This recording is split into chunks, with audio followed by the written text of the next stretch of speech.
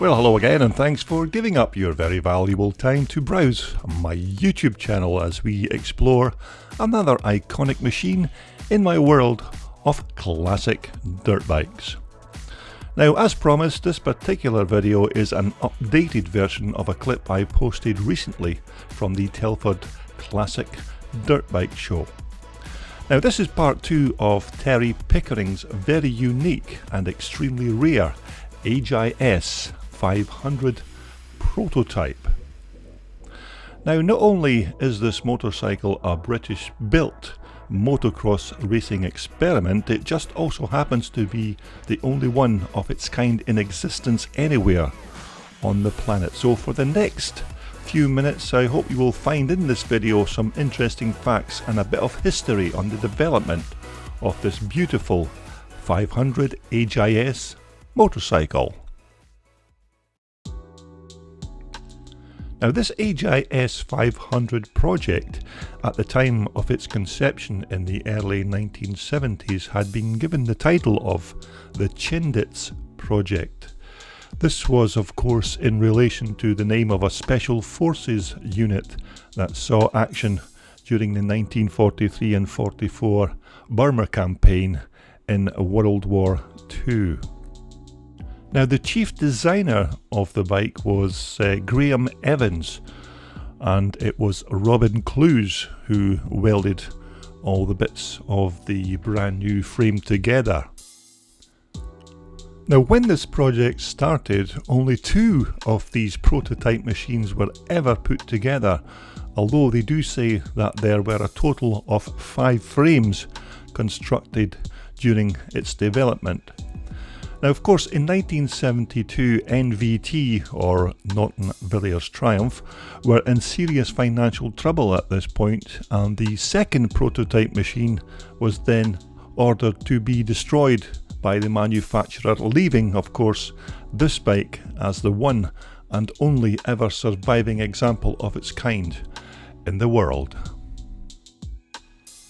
Now, when Terry Pickering first bought this machine, it was not all in one piece, although the frame was complete and had been chrome plated and ready to accept the brand new prototype motor. Although Terry had to then painstakingly refurbish every part, bolt, nut and screw to eventually finish with the bike in this beautiful condition. Now, naturally, this was not an easy project and took Terry about 2 years to complete, although he wasn't at the build every single day of the week because of work commitments and all the other bike building projects he had ongoing in his workshop at the time. Now, this brand new prototype motor is basically a rebored and stroked 410 AJS Stormer block. Now, the new engine, when fired up, the transmission and motor vibrated quite a bit, and so these isolastic rubber engine mounts were utilised, and of course these were taken from the road-going Norton Commando 750 road machine that, of course, Norton were building at this time. Now, the engine is a normally aspirated piston port 2-stroke motor, and it drives through a Norton 4-speed gearbox. Now, this of course is then connected to the motor not by using a primary drive chain, but in this particular instance the NVT engineers used an inverted tooth type rubber belt.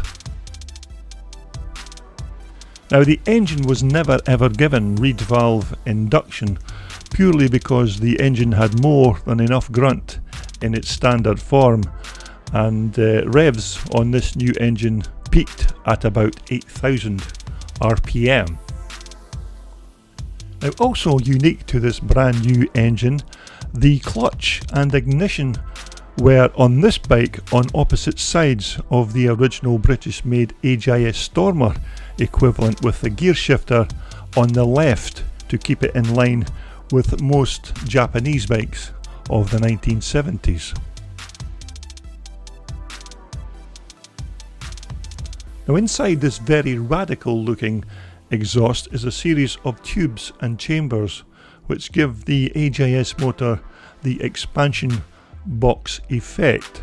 Now this results of course in giving the engine the required torque characteristics and keeps the noise down to the required 90 decibels. Now in another effort to keep noise down to the minimum, the decompressor was also designed to blow out into the exhaust downpipe when it was operated. Now due to the very high compressions in the brand new 500cc motor, this decompressor was a must on this machine to lower the compression to make it easier of course for kicking the bike into life. Now also on this bike it had this very unique flexible rubber mounting at the bottom to allow the exhaust to float around on the AJS chassis.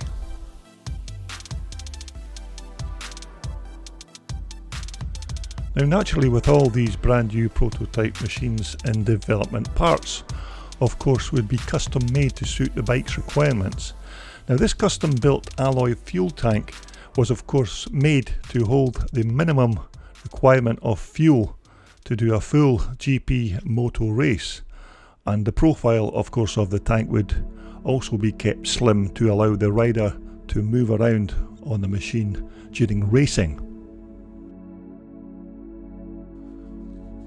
Now another custom made item on this bike is this bespoke and very comfortable seat, which of course is an essential and vital item to the success of any off-road motocross machine.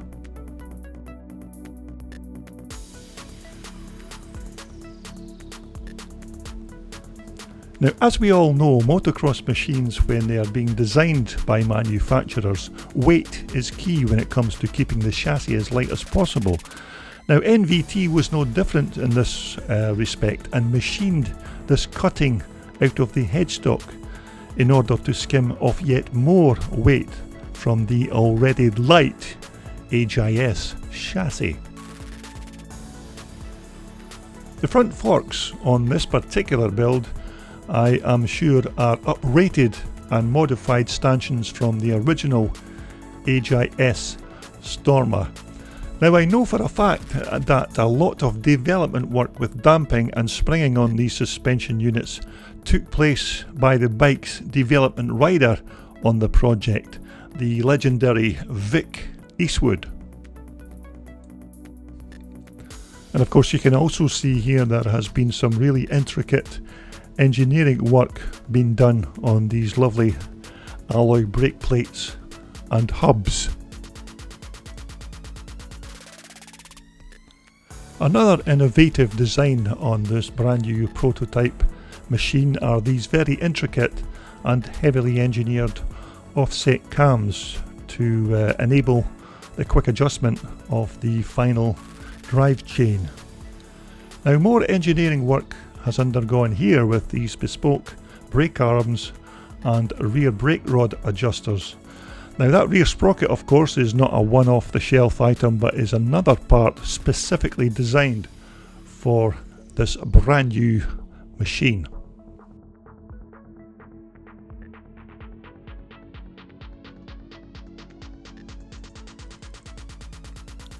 Now at the business end of this unique machine, the handlebars are period correct units from the 1970s, as are all the other associated levers and control cables. Now naturally of course you want the best throttle controller possible on a bike such as this, and so a very high quality Swedish made Gunnar Gasser is the part of choice fitted to this lovely unique AJS.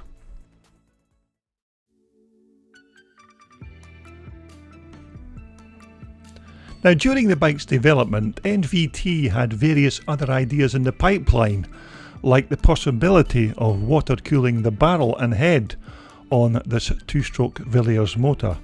Now in this shot we see the very first prototype effort for this water cooling system, but it was still unsure whether this actual barrel and cylinder head were ever tried or even tested on the bike.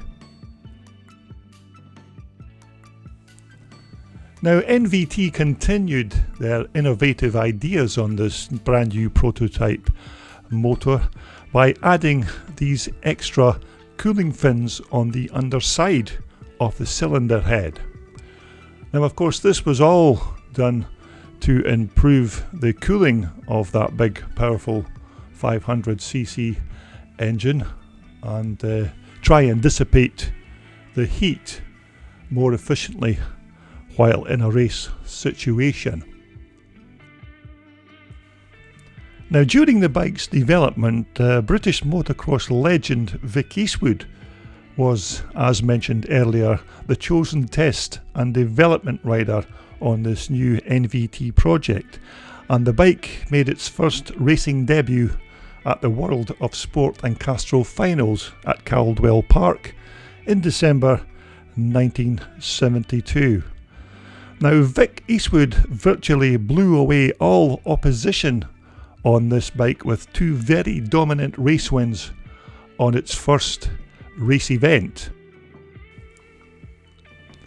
Now, after the bike's very successful inaugural debut at Caldwell Park in 1972, Vic Eastwood then announced to the waiting press, and I quote, "This is the first time I have ever raced this bike competitively, and believe me, this will be the bike of the year in 1973. But of course, Vic Eastwood never ever saw the full development of this machine, as he soon after that had a disagreement with the NVT management.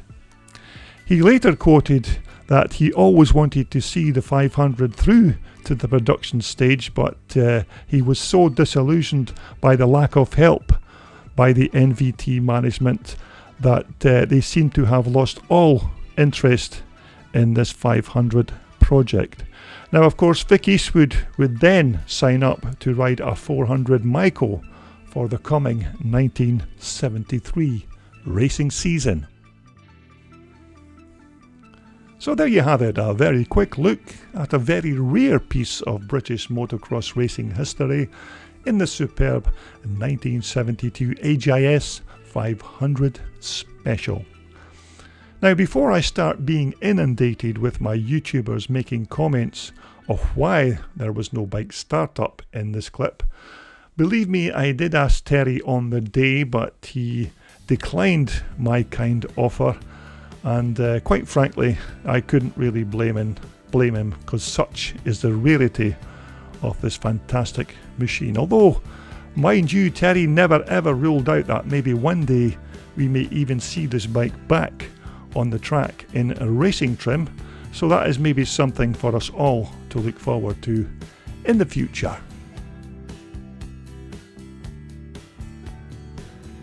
This video was brought to you in association with Love Sport Motocross Race and Leisure Wear, and also in association with VMX Magazine, the world's undisputed #1 publication for all your vintage and classic dirt bike motorcycles.